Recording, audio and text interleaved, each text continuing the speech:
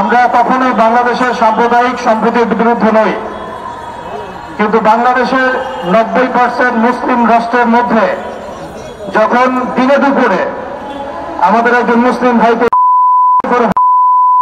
তখন আমরা পশ্চিমকালেও চুপ করে বসে থাকবো না ইনশাআল্লাহ।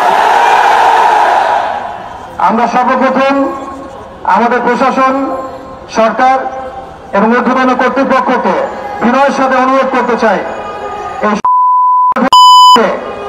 অনতিবিলম্বে বাংলাদেশের মাটি থেকে বহিষ্কার করতে হবে।